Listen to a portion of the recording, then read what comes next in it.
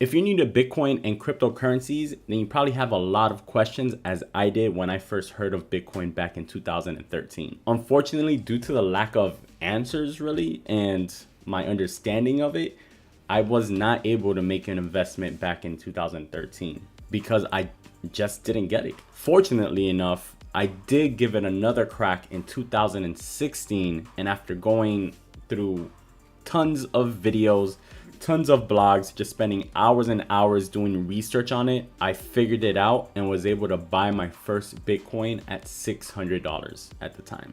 Bitcoin changed my life for the better, and I believe that you're still early enough for it to change your life in a good way as well.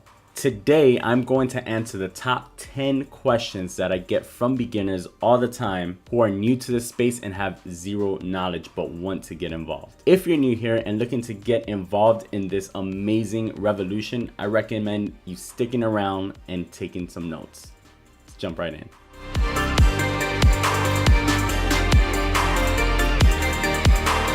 Hey, what's up? Jay here, and welcome to Bitcoin Daily, bringing you guys the best tips, tutorials, and ideas to help you become profitable and successful traders. If you're new here, the goal of this channel is to empower you guys, the people, and the community with the knowledge and resources to take you to that next level. So if you're not subscribed yet, go ahead and hit that subscribe button. Make sure to like this video as well and turn on that post notification so that you guys are notified as soon as we post videos Monday through Friday. So the first question that we get all the time is, what is Bitcoin? So Bitcoin is a digital currency created back in January of 2009 following the housing market crash.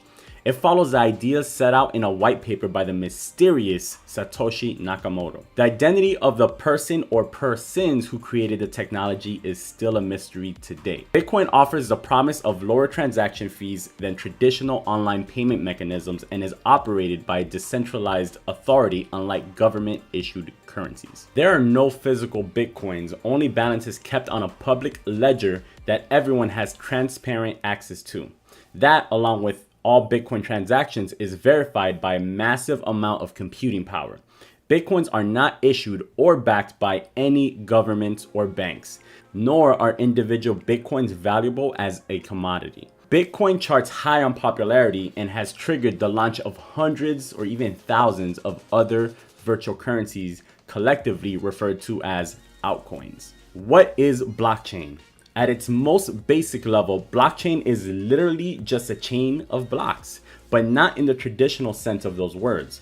When we say the words block and chain in this context, we are actually talking about digital information, which is considered as the block, stored in a public database known as the chain. Blocks on the blockchain are made up of digital pieces of information. Specifically, they have three parts. Blocks store information about transactions like date, time, and dollar amount. Blocks store information about who is participating in transactions, and blocks store information that distinguishes them from other blocks. Much like you and I have names to distinguish us from each other, each block stores a unique code called the hash that allows us to tell it apart from every other block. So how do I get started with Bitcoin? There are several things that every aspiring Bitcoin investor needs: a digital wallet, personal identification documents, a secure connection to the internet, a method of payment, and an account at a cryptocurrency exchange. Valid methods of payment using this path include bank accounts, debit cards, and credit cards. It is also possible to get Bitcoin at specialized ATMs and via peer-to-peer exchanges. However, be aware that Bitcoin ATMs were increasingly requiring government-issued IDs in early 2020. So step one is get a Bitcoin wallet. When it comes to choosing a Bitcoin wallet, you have options. There are software and hardware wallets. Software wallets are mobile applications that connect with your traditional bank account. These wallets allow for quick and easy access to Bitcoin, but the drawback is that they put your money in the hands of a third-party company. So some software wallets will be places like Coinbase, places like blockchain.com, and places like Exodus. I've used that before. And that's pretty much it as far as software wallets that I've used personally. I've also used Gemini actually. So Gemini.com, I use them as well. Hardware wallets that I would recommend is the Ledger Nano, the Trezor Model T, and the Ledger Nano S. So any of these three are usually pretty good hardware wallets, aka cold wallets. Step 2 is to connect a bank account in order to purchase Bitcoin. You need to connect your wallet to a bank account, debit card, or credit card. All these payment methods all perform the same function, exchanging traditional currency for Bitcoin. They each carry their own set of fees. Bitcoin exchanges are online marketplaces where you can trade Bitcoin for traditional currency like BTC for USD, for example. Just like when you go to make a purchase online, you have options. There's eBay, Amazon, Etsy, Alibaba, etc. To say nothing of the millions of private retailers who use these websites to sell their products, the same is true of buying Bitcoin. So some of the different exchanges that are very popular and that I've used before are Binance.com, Kraken, Bitfinex, and Coinbase. It also has its own exchange. So on regular Coinbase, you can use, it has a lot of different options for coins, but you can also go to and use Coinbase Pro, which has more coins, I believe, than the regular Coinbase app. So that's something you should definitely check out. And then if you see here, as far as on Investopedia, says best crypto exchanges of 2021, it recommends Coinbase and Coinbase Pro. Cash App also has its own exchange. It's just a little bit more limited.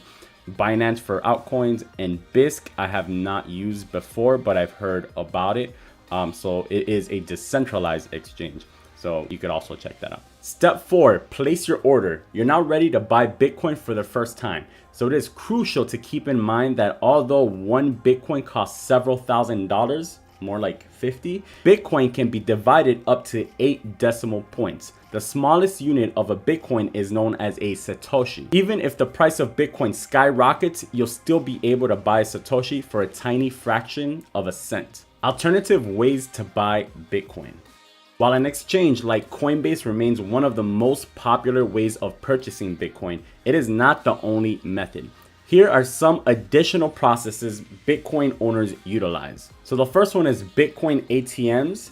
As you can see in this picture, you basically just take your fiat and exchange it for Bitcoin. You can also exchange your Bitcoin for cash or fiat at a Bitcoin ATM. Remember that a lot of Bitcoin ATMs in 2020 started asking for personal identification, so be prepared for that. The other way to buy Bitcoin is using P2P exchanges, also known as peer-to-peer exchanges. Some peer-to-peer exchanges that I've used in the past and that you can use is ones like localbitcoins.com. This has been around for a very, very long time. Another one is paxful.com. This has also been around for a pretty long time.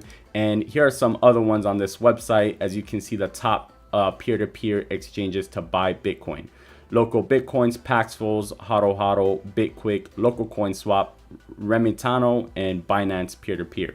So Binance is also offering peer-to-peer trading and buying. I have not used it though. What is a Bitcoin wallet? In order to conduct transactions on the Bitcoin network, participants need to run a program called a wallet. Bitcoin is not technically coins, so it only seems right that a Bitcoin wallet would not actually be a wallet. Bitcoin balances are maintained using public and private keys, which are long strings of numbers and letters linked through the mathematical encryption algorithm used to create them. The public key is the location where transactions are deposited to and withdrawn from. This is also the key that appears on the blockchain ledger as a user's digital signature, pretty much like a username on a social media newsfeed. The private key is a password required to buy, sell, and trade the Bitcoin in a wallet. A private key should be a guarded secret and only used to authorize Bitcoin's transmissions. Some users protect their private keys by encrypting a wallet with a strong password, and in some cases by choosing the cold storage option, that is, storing the wallet offline. How to send and receive Bitcoin. To receive Bitcoin, what you have to do is open up your wallet app and select receive. Choose which wallet you want to receive Bitcoin to. Make sure you select a Bitcoin wallet if you're receiving Bitcoin. Your chosen wallet will generate an address that lets you receive Bitcoin. Copy this by tapping on it and hitting copy. Provide this address to the cryptocurrency exchange or person sending you Bitcoin. Or if you're in person, the sender can simply scan your wallet QR code with their device. How to send Bitcoin. Again, open your wallet and select the crypto that you would like to send and look for somewhere that says send. Copy and paste the recipient's wallet address into your own wallet app. Or if you're in person, just select scan QR code and simply scan it with your app. Choose which wallet you want to send Bitcoin from. Make sure you select a Bitcoin wallet if you want to send Bitcoin. Enter how much you want to send and select next. Carefully check that you're happy with the details and then slide to send. Now, of course, this process varies depending which wallet you're using and which exchange you're using. So we made a general outline of how the process works. So you just gotta kind of go into usually in your wallet or your assets folder.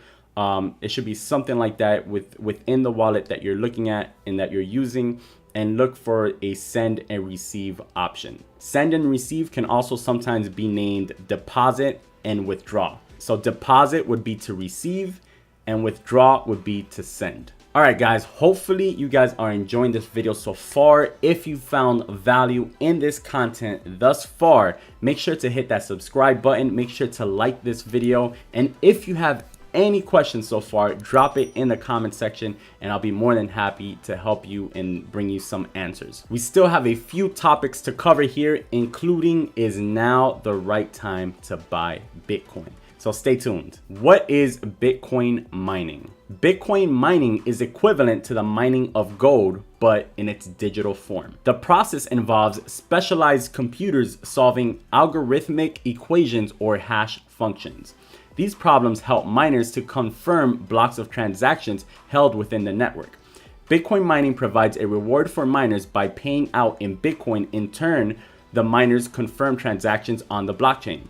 Miners introduce new Bitcoin into the network and also secure the system with transaction confirmations. They are also rewarded network fees for when they harvest new coin, and a time when the last Bitcoin is found mining will continue. So you're probably asking, can I make money mining Bitcoin? Well, yes and no. The days where anyone can make money mining Bitcoin with a desktop computer or GPU cards are unfortunately long gone. The total computing or hashing power of network has risen exponentially since the introduction of application-specific integrated circuits, also known as ASICs, or machines designed specifically to solve Bitcoin's mining proof of work algorithm and nothing else. It is still possible for individual miners to make some money by purchasing their own ASIC-based equipment. However, most mining takes place in a large factory-like environments with hundreds of machines, in places where energy is cheap, such as China and above the Arctic Circle. And once your machine is superseded by a newer model a few months after purchase, its ability to compete on the network and thus its earning potential is greatly diminished along with its resale value. You also need to consider energy costs where you live. Bitcoin mining ASIC machines run very hot and consume large amounts of electricity. You'll need to subtract the cost of electricity and cooling from the profits that you make. How do I get free Bitcoin?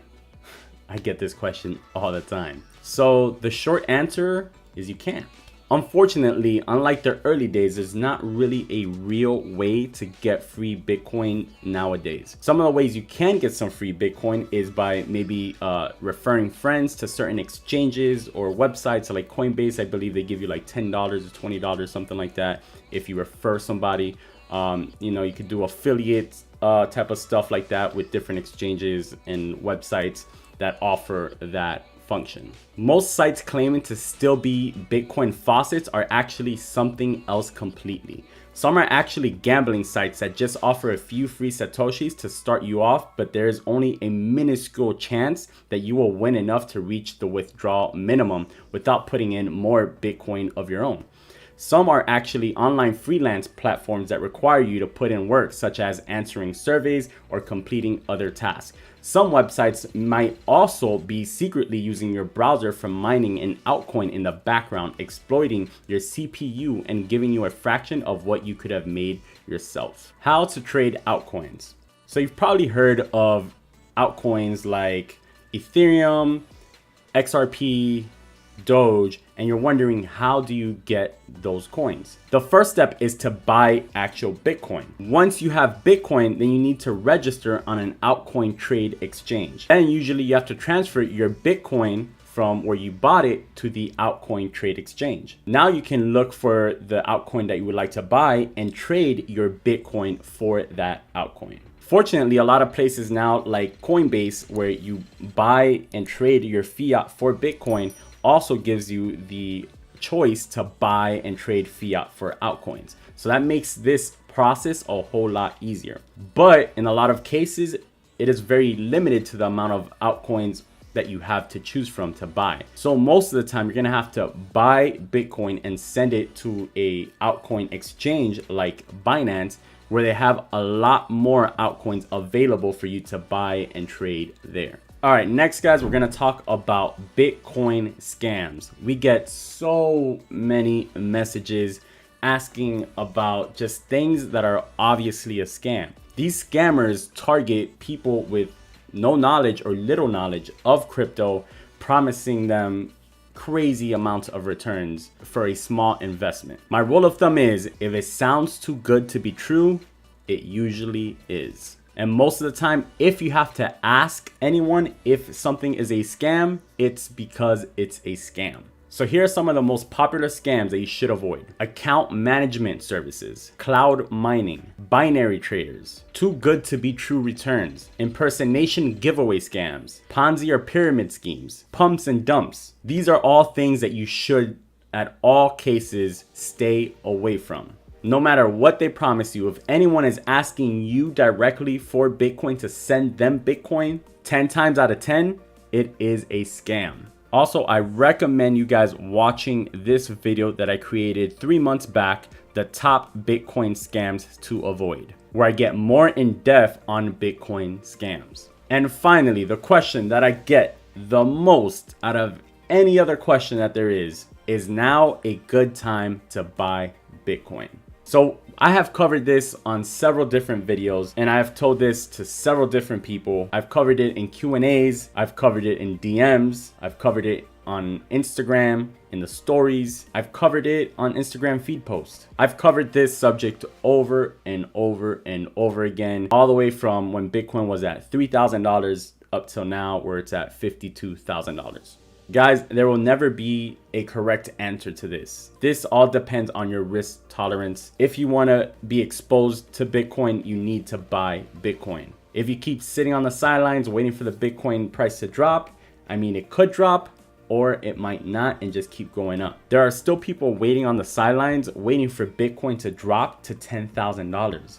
What I always recommend is to dollar cost average. We've covered videos on dollar cost averaging, and I will redo another video on dollar cost averaging, but that is the best advice that I can give you right now at this moment. It's the same advice I've given people since Bitcoin was at $3,000. Dollar cost average. Don't just put one lump sum in. The best thing that you can do is dollar cost average. That is it, guys. We have answered the 10 most common questions, and I think most important questions that I get all the time. If you guys found value in this video, go ahead and subscribe if you're not subscribed to the channel yet. We're on our way to 10,000 subscribers right now, where we finally passed 5,000. Also, make sure to like this video if you enjoyed it. We're trying to put more and more content out there for beginners like yourself, because we do recognize the absence of enough valuable content out there. Thank you guys so much for watching this video till the end. I will see you guys tomorrow on the next video. As always, peace and love.